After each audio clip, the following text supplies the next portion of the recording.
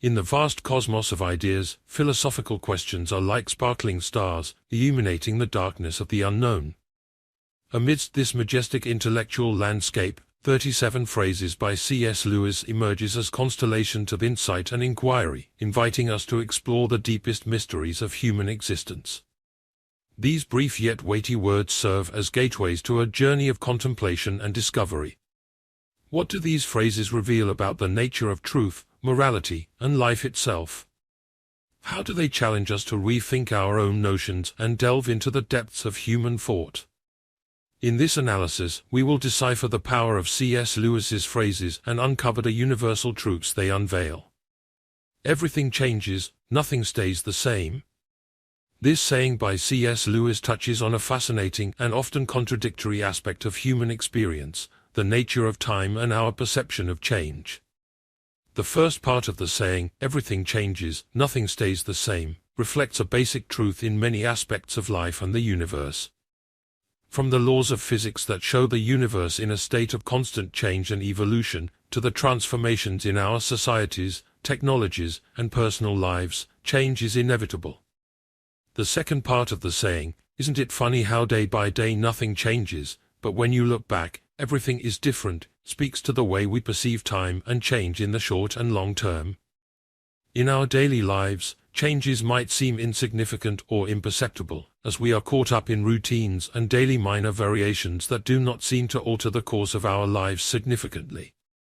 However, when we look back over a longer period of time, perhaps a few months or a few years, we are often surprised by the significant changes that have occurred in our life circumstances, our perspectives, and ourselves. This shows that while changes may seem subtle in the present, the accumulation of these small changes over time can lead to major transformations. There are far, far better things ahead than any we leave behind.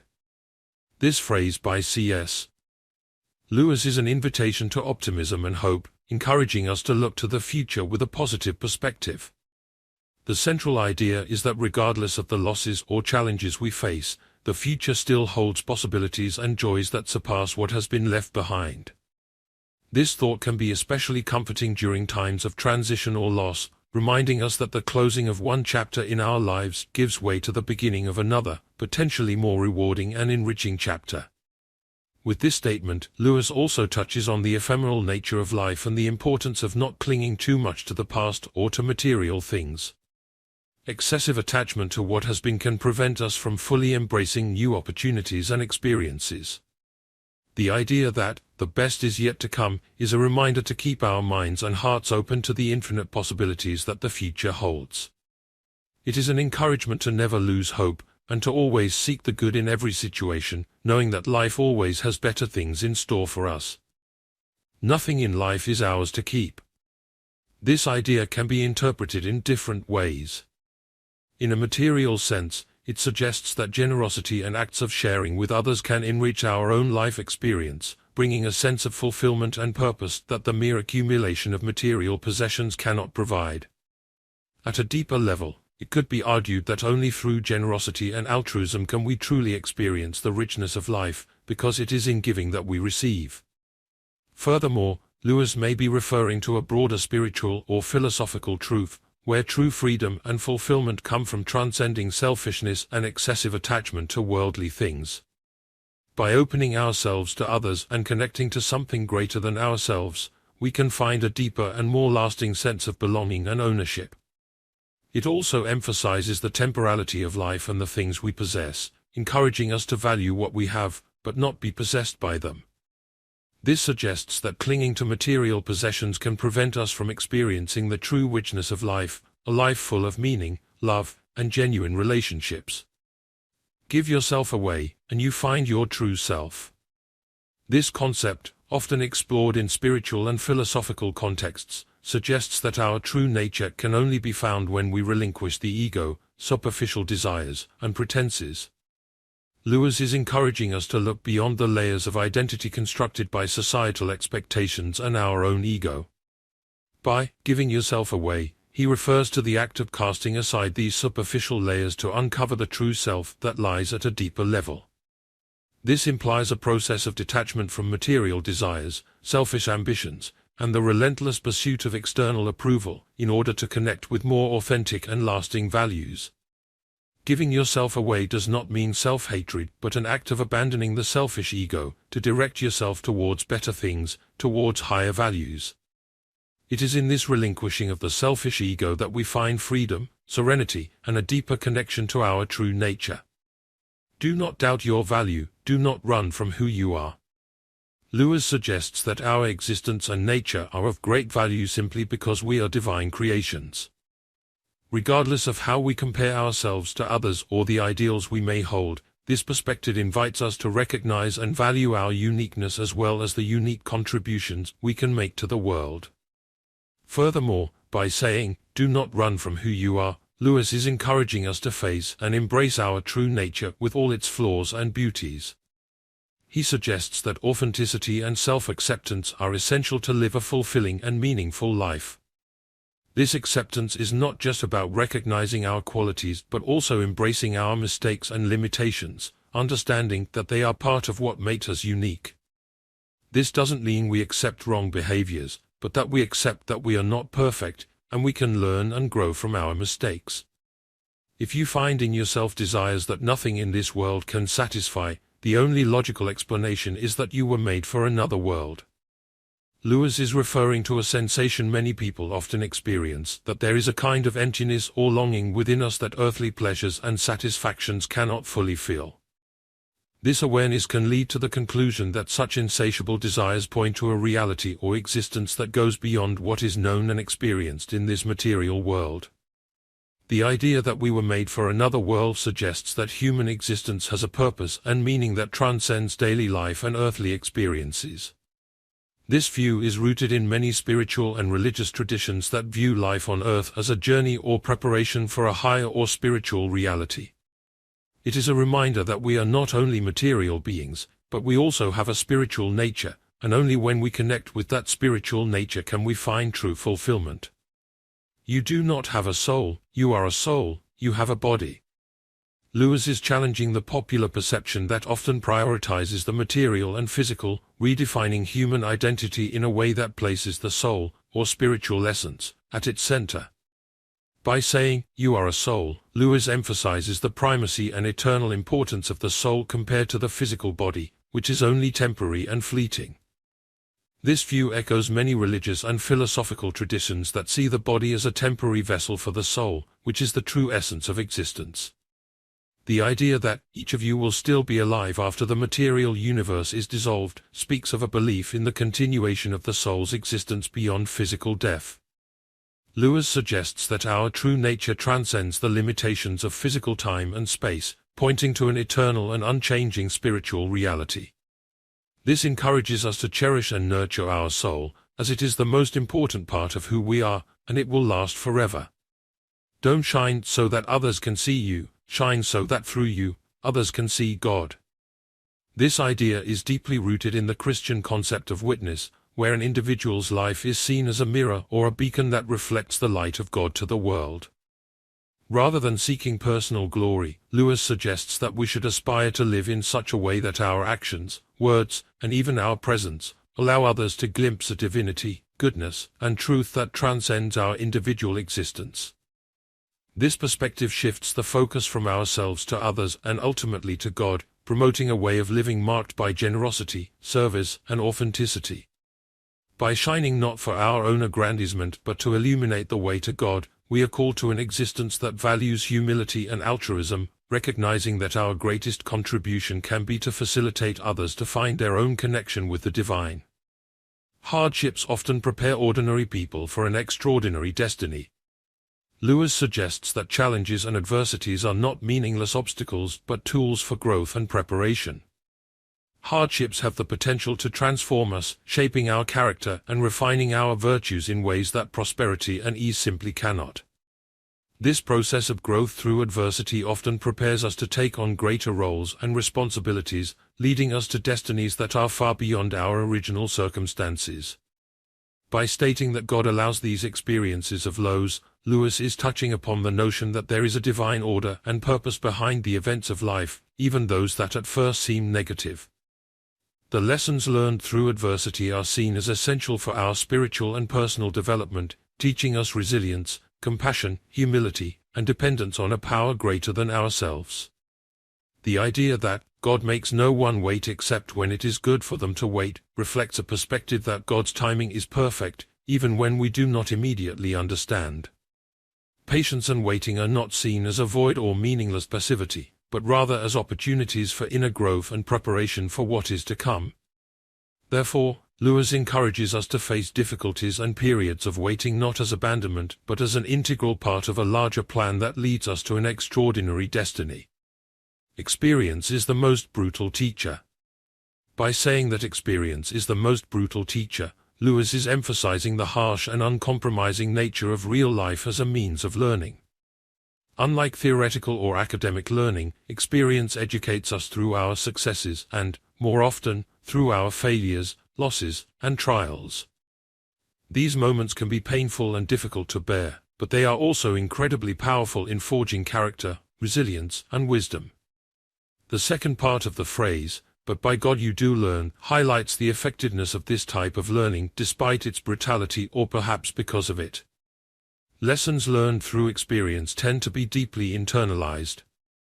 Directly experiencing the consequences, whether positive or negative, imprints knowledge in a way that passive instruction rarely achieves. It is a reminder that the most difficult experiences can be the best teachers, and can bring us the most important lessons. Repeated failures are stepping stones to success.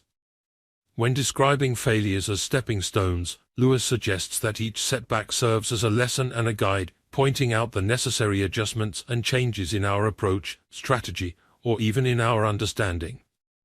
These stepping stones illuminate the path, providing crucial insights that help us navigate our way toward our goals. The idea of failing forward is particularly powerful. It implies that each failure, instead of pushing us backward, actually propels us forward, bringing us closer to success. This is because we learn, adapt, and grow through the experience of failure. This notion encourages a resilient and persistent mindset, where obstacles are seen as opportunities for growth and improvement. It is also a reminder that, in our path to success, we will encounter many difficulties, and that we can learn and grow from those difficulties. You are never too old to set another goal or to dream a new dream. Lewis challenges the notion that age is a barrier to aspirations, goals, and dreams. He highlights the infinite capacity of human beings to reinvent themselves and pursue new directions, regardless of where a person is in their life. This idea is an invitation to reject the self-imposed limitations and the societal expectations that often come with age. Rather than seeing old age as a time to slow down or abandon new endeavors, Lewis suggests that there is always room for new beginnings and possibilities. This can be particularly inspiring for individuals who may feel they have missed opportunities or that it is too late to pursue passions or interests that have been set aside. In essence, Lewis reminds us that the capacity to dream and aspire is not limited by age. This message is an encouragement to continue seeking growth, fulfillment, and joy in all stages of our lives, embracing the journey of continuous exploration and renewal. Don't let your happiness depend on something you may lose. This offers a profound reflection on the nature of happiness and the importance of grounding it in lasting and internal aspects of life, rather than in what is external and fleeting. This idea encourages us to re-evaluate the sources of our joy and satisfaction, warning against basing our happiness on factors that are outside of our control and that can be easily altered or lost, such as material possessions, social status, or even specific relationships. By emphasizing the ephemeral nature of many of the things we value, Lewis is suggesting the pursuit of a more authentic and resilient happiness, one that is not swayed by the inevitable changes and challenges of life. This may involve cultivating internal virtues such as peace of mind, gratitude, self-love, and spirituality, which are less susceptible to external circumstances. This doesn't mean that we should abandon the good things in life, but that we shouldn't let our happiness depend on them. True happiness comes from within, and we can cultivate that happiness by living according to high values and having a deep relationship with God. This world is a great sculptor's shop. This is a rich metaphor that reflects the process of personal growth and transformation within the context of human existence. Comparing the world to a sculptor's shop, Lewis suggests that life experiences, with all their challenges and opportunities, serve as tools and techniques used by a sculptor to shape and define their work. In this metaphor, we, as human beings, are like unfinished statues, constantly being formed and refined by the hands of the sculptor, a metaphor for the forces of life, circumstances, interactions with others, and perhaps a divine influence or destiny. Each experience carves our character, shapes our values, and influences the trajectory of our lives, contributing to the ongoing process of becoming the person we are meant to be. The rumor that some statues will come to life can be understood as a reference to the idea of reaching a state of spiritual awakening or enlightenment, where a person fully realizes their purpose, their essential nature, and their connection to something greater than themselves. This can also be seen as a moment of personal fulfillment, where a person transcends previous limitations and emerges more alive, authentic, and fully realized. We are mirrors whose brightness, if we are bright, is wholly derived from the sun that shines upon us. Comparing us to mirrors reveals that our value and brightness are not inherent but are reflected from a greater external source, in this case symbolized by the sun. This source can be understood in different ways, including love, truth, beauty, or in a spiritual context, the divine. The idea that our brightness is wholly derived from this external source reminds us of our dependence and connection to something that surpasses ourselves, for finding meaning, purpose, and light in our lives. The second part of Lewis's reflection about the importance of keeping ourselves clean and bright in order to have a clear view of God reinforces the idea that our capacity to perceive and reflect truth and beauty is influenced by our inner state. Just as the moon's view can be obstructed by a dirty telescope, our perception of the divine or the deeper meaning of life can be clouded by our own faults, prejudices, or spiritual distractions. There are only two kinds of people, those who say to God, "Thy will be done," and those to whom God says, "Then thine be done." Lewis delineates a fundamental division between those who choose to submit to divine will and those who insist on following their own path regardless of divine guidance. By saying, "Thy will be done," an individual expresses a willingness to align with God's purposes and plans, placing divine wisdom and power above one's personal preferences and desires. This voluntary submission is seen as an act of faith and trust in God's goodness and sovereignty. On the other hand, when God says, "Then thine be done," to an individual, Lewis suggests that God grants that person the freedom to choose their own path, even if that path leads to separation from God. This is an expression of divine justice and respect for human free will, allowing the natural consequences of a person's choices to unfold. I have no duty to be anyone's friend, and no one in the world has a duty to be mine, no claims, no shadow of necessity. Friendship is unnecessary, like philosophy, like art, like the universe itself, for God did not have to create it. It has no survival value, rather it is one of those things which give value to survival. This reflection by C.S. Lewis touches on the nature and value of friendship in a profound way. Lewis is emphasizing that friendship, unlike basic needs such as food and shelter, is not essential for our physical survival. However, he argues that it is precisely this unnecessity that elevates friendship, philosophy, art, and the universe to something that surpasses mere function or utility. Friendship is valued not for its usefulness but for its ability to enrich the human experience, adding a layer of meaning, joy, and depth to life that goes beyond mere existence. By stating that there is no duty in friendship, Lewis also suggests that genuine relationships should not be based on obligations or expectations but on the free and reciprocal choice to share lives, thoughts, and moments. This highlights authenticity and voluntariness as essential aspects of meaningful friendship. The comparison to God's creation of the universe serves to illustrate the idea that the inherent value of something can lie in its beauty, complexity, and ability to inspire rather than in its functional necessity. Thus, Lewis leads us to appreciate friendship, and by extension art, philosophy, and the universe, as gifts that enrich our existence, making life not only bearable but also incredibly worthwhile. You will never get a good impression of others until you stop thinking about what sort of impression you're making. Lewis suggests that the conscious effort to shape how we are perceived often backfires, leading to a perception of artificiality or trying too hard. This reflection encourages us to adopt a more authentic and less calculated approach in our social interactions. When the concern about the impression we are making is replaced by authenticity and presence in the moment, we are more likely to genuinely connect with others. This is because authenticity fosters openness and vulnerability, which are essential for meaningful human relationships. In addition, excessive concern about image can distract us from listening and interacting meaningfully with others, as we become more focused on how we are being perceived than on the interaction itself.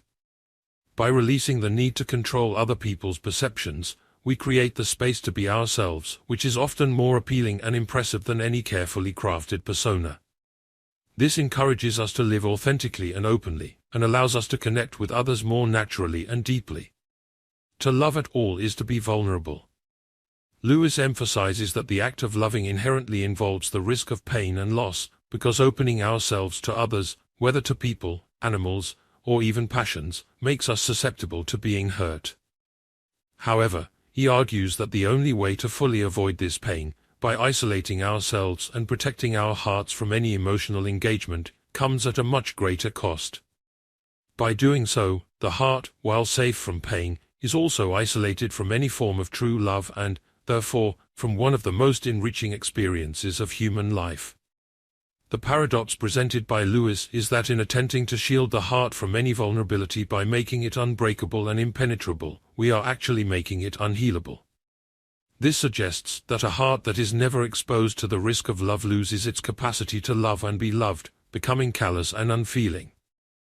It is a reminder that, to have a full life, we must accept the risk of loving, even if that means we will get hurt. What draws people to be friends is that they see the same truth. This reflection by C.S. Lewis highlights the importance of intellectual and spiritual connections in forming deep and meaningful friendships. Lewis suggests that at the core of genuine friendships is a mutual recognition and appreciation of certain fundamental values, ideas, or truths that transcend superficial circumstances or fleeting interests. This perspective emphasizes that friendship is not merely based on convenience, physical attraction, or social circumstances, but on a deeper connection that involves discovering and acknowledging a shared truth. This truth can refer to a shared understanding of life, moral principles, a common passion for certain topics, or even a similar worldview. This act of sharing a truth does not only imply recognizing it, but also experiencing and exploring it together, which can provide a solid foundation for the development of a lasting friendship. Friendships that are rooted in this kind of mutual understanding tend to be more resilient and enriching because they are based on a mutual appreciation of aspects of existence that are considered important and valuable. Love is a steady wish for the loved one's ultimate good. Lewis redefines love beyond the common notion of intense emotion or physical attraction. He presents love as an active and intentional commitment to another person's happiness and well-being regardless of circumstances or one's own feelings. The concept of love as a steady wish emphasizes the volitional and intentional nature of true love. It is not seen as something passive or purely sentimental, but as an ongoing choice to prioritize the good of the loved one. This implies a commitment to actions and decisions that promote that person's well-being and fulfillment even if it requires sacrifice or altruism. By defining ultimate good as something that is attainable, Lewis also acknowledges the reality of human limitations and life circumstances. He suggests that while love yearns for the ideal of what is best for the loved one must act within the practical possibilities and constraints of the real world.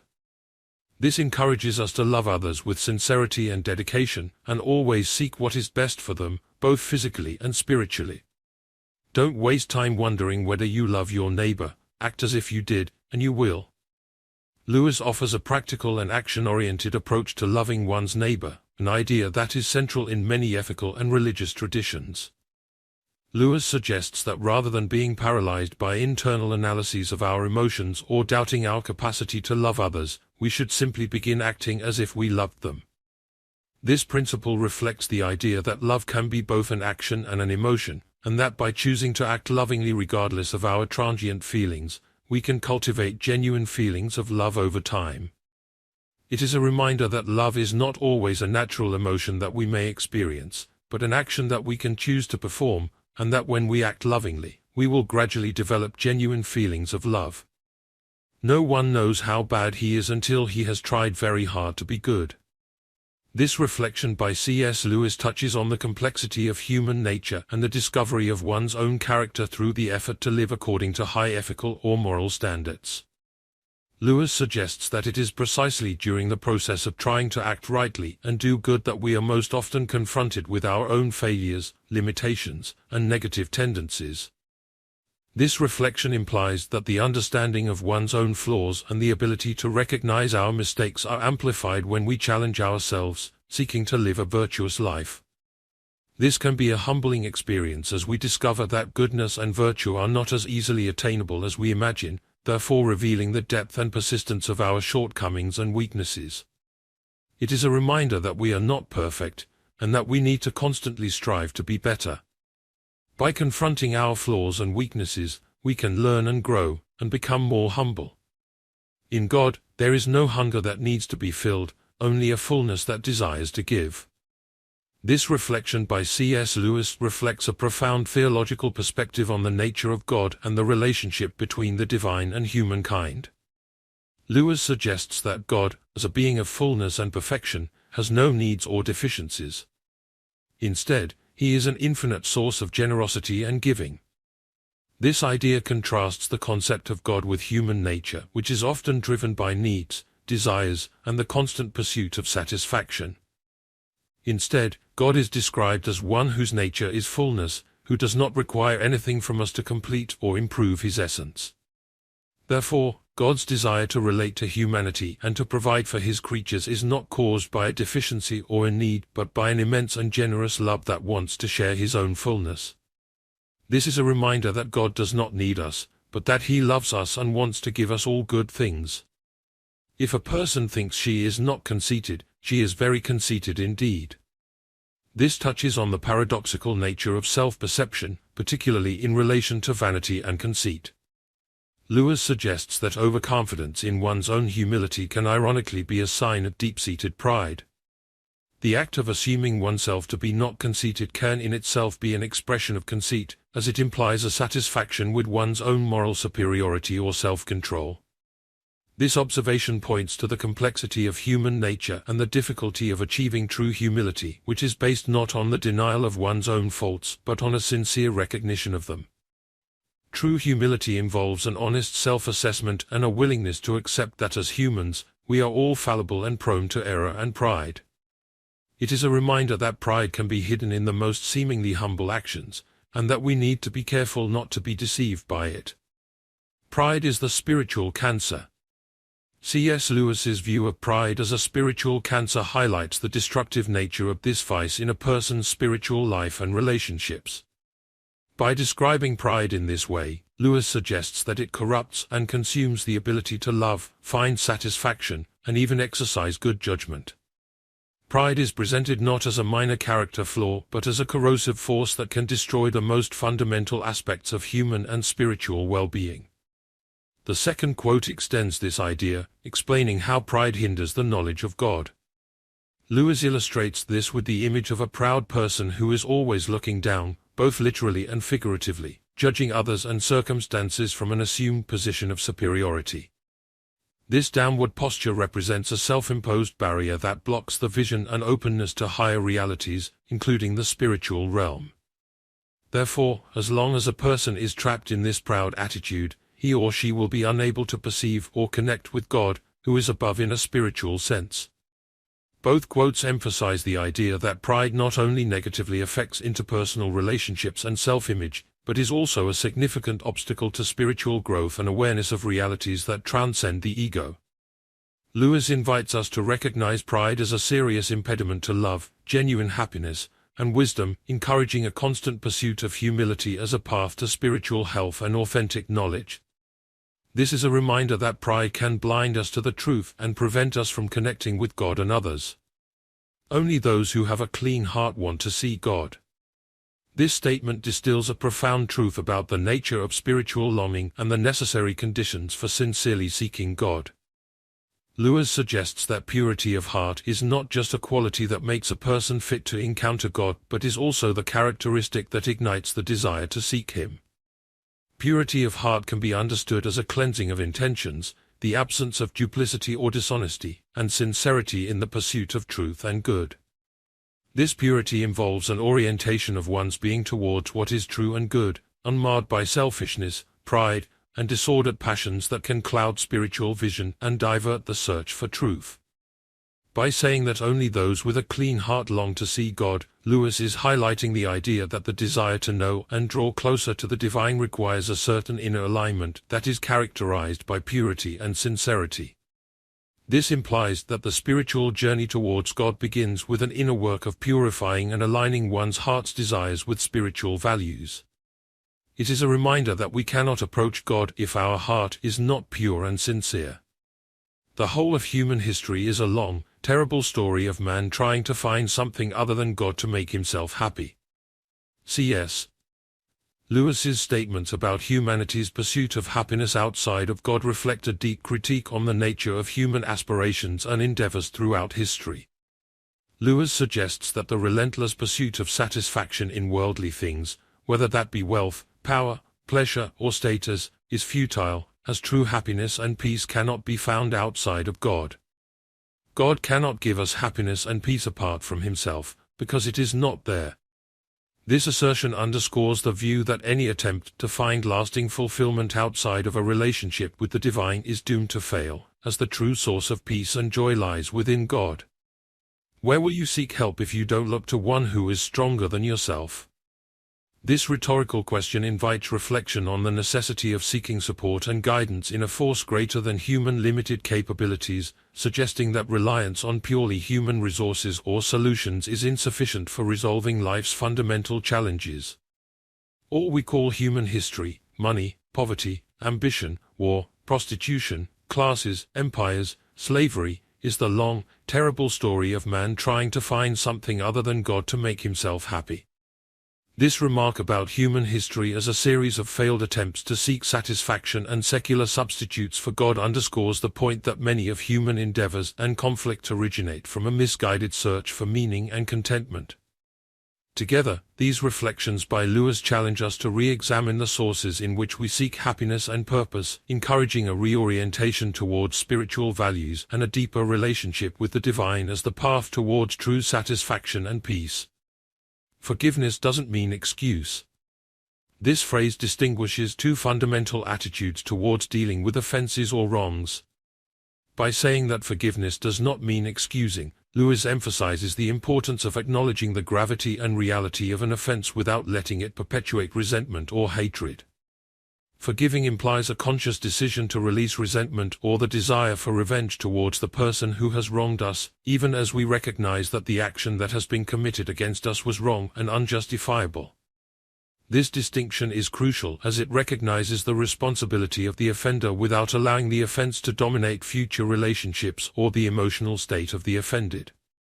Excusing someone, on the contrary, often involves minimizing the offense or justifying the offender's actions, potentially overlooking the harm done. Thus, excuses can inadvertently enable or validate harmful behavior. Lewis suggests that forgiveness is a deeper act that requires considerable moral strength. It involves choosing to respond to a wrong with a kind of mercy that does not deny the injustice of the act but chooses not to define oneself by or be consumed by it. This approach to forgiveness allows for healing and reconciliation while maintaining moral integrity by acknowledging the seriousness of the offense. Therefore, forgiveness as Lewis envisions it is an act of grace that goes beyond the mere acceptance of another's faults, fostering the restoration of relationships without denying the reality of the harm done. It is a reminder that we can forgive others without accepting their wrong actions. First was made for water, inquiry for truth. C.S. Lewis presents a powerful metaphor that emphasizes the intrinsic link between humanity's pursuit of knowledge and the nature of truth. By comparing physical thirst to water with the innate desire to understand truth, Lewis invites us to reflect on the fundamental need we have to seek knowledge and understanding. Just as thirst is a natural condition that drives us to seek water to quench it and ensure our physical survival and well-being, curiosity and the desire for knowledge are fundamental impulses that drive us to seek truth to satisfy our need for knowledge and intellectual and spiritual understanding. This comparison highlights that just as water is essential for physical life, truth is indispensable for our intellectual and spiritual lives. Just as our body is designed to seek and consume water for its proper functioning and health, our mind has a natural inclination to question, explore, and seek understanding in order to grow and thrive intellectually. This shows us that the search for truth is an essential part of human nature, and that we need to nourish our thirst for knowledge and understanding in order to grow as a whole person. Faith is the art of holding on to things your reason has once accepted, in spite of your changing moods.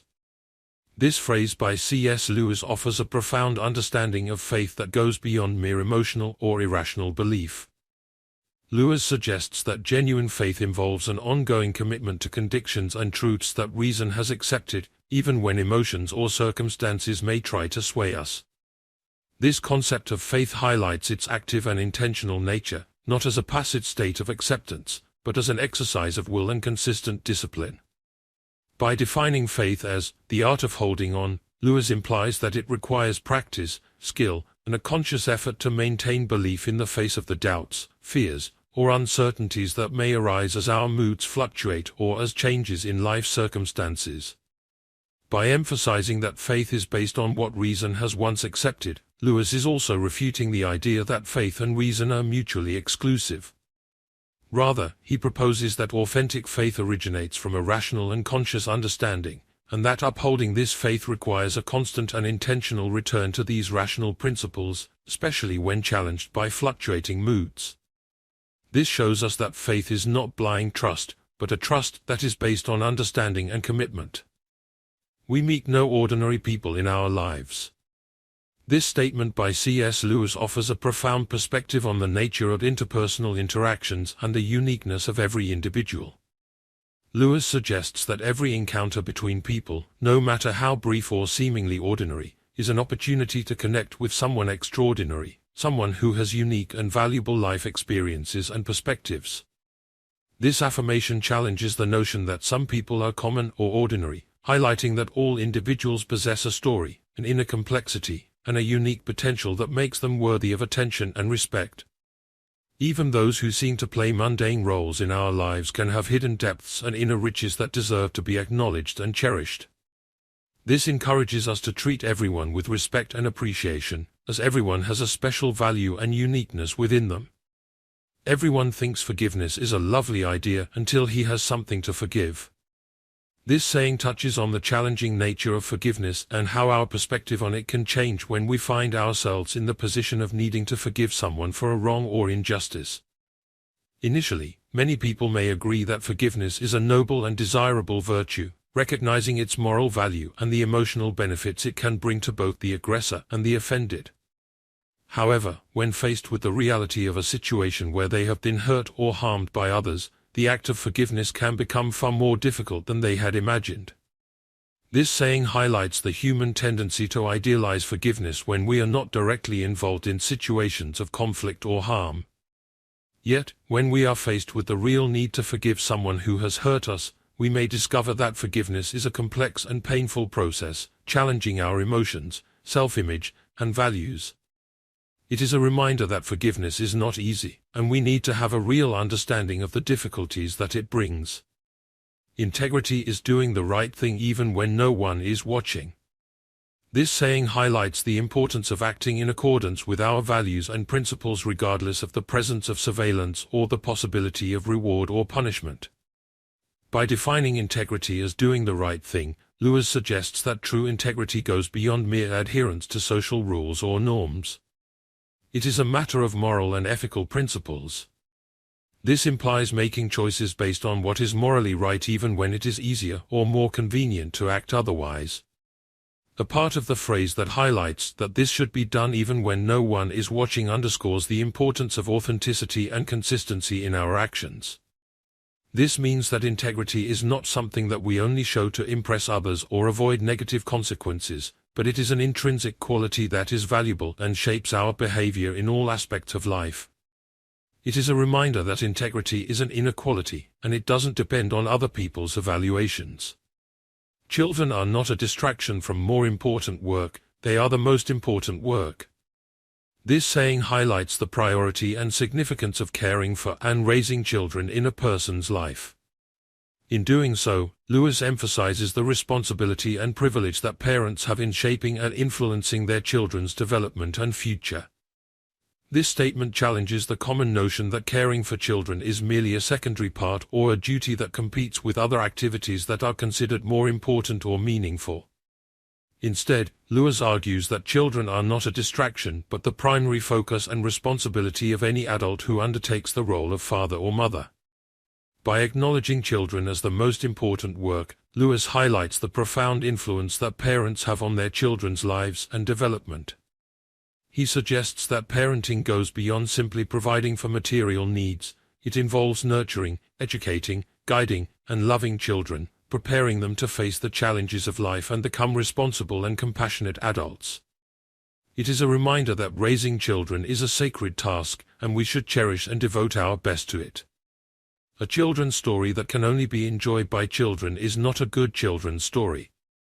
Lewis argues that a children's story should have the ability to appeal to and captivate not only young audiences but also adults of all ages.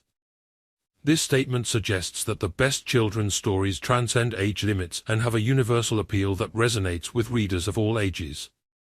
They should contain elements such as imagination, adventure, wisdom, and emotion that can be appreciated and valued by everyone at any age, from the smallest children to the oldest adults. By emphasizing that a good children's story should be capable of engaging a wider audience, Lewis acknowledges the importance of the power of storytelling in educating, inspiring, and entertaining people at all ages. He suggests that even as we mature and grow old, we never lose our love for the wonder of enchanting stories, and we should continue to seek that wonder throughout our lives. It is a reminder that good stories can transcend age limits, and they can bring us profound lessons and joy. True humility is not thinking less of yourself, it is thinking of yourself less. By saying that true humility is not thinking less of yourself, Lewis highlights that self-esteem and the recognition of one's own value are not incompatible with humility. On the contrary, genuine humility involves a balanced view of oneself, without arrogance or vanity, but also without self-deprecation or self-underestimation. The second part of the phrase, "it is thinking of yourself less," points to the essence of true humility. It suggests that genuine humility is characterized by a shift in focus from the ego and one's own needs to the needs and interests of others. This implies a spirit of service, compassion, and concern for others, where the self is not at the center of attention but rather the well-being and happiness of others. This saying challenges the common notion that humility is linked to self-denial or a lack of self-esteem. Instead, Lewis argues that true humility stems from a balanced view of oneself combined with a genuine willingness to put others first. It is a reminder that, when we think of others more, we will become more humble, and that when we become more humble, we will be able to connect with others more deeply. These 37 sayings of C.S. Lewis offers a rich and varied tapestry of wisdom and insight into many aspects of human life, faith, morality, and the human condition. Together, these quotes form a panoramic view that invites profound reflection and personal introspection. One conclusion we can draw from these sayings is the importance of pursuing truth, authenticity, and integrity in our lives. Lewis reminds us that true wisdom lies in the ability to look beyond superficial appearances and delve into the essence of things, cultivating a deeper understanding of the world and ourselves. Furthermore, these sayings highlight the importance of empathy, compassion, and love for others, as well as the need to cultivate virtues such as humility, forgiveness, and gratitude in our daily lives. They challenge us to grow, learn, and evolve as individuals, constantly striding for moral and spiritual excellence. Another recurring theme in these sayings is the idea that happiness and true fulfillment are not found in material achievements or external success but rather in our connection with the divine, in cultivating meaningful relationships, and in serving others. Ultimately, C.S. Lewis's words remind us that the journey of life is a constant search for meaning, purpose, and transcendence. They encourage us to embrace challenges, take on the journey of life with courage and determination, and to constantly seek truth, goodness, and beauty in the world around us. These words of C.S. Lewis are an invaluable source of inspiration and guidance for all those who seek to live a life that is full, meaningful, and intentional. They are a reminder that we are capable of being better, and that we should constantly strive to achieve our potential.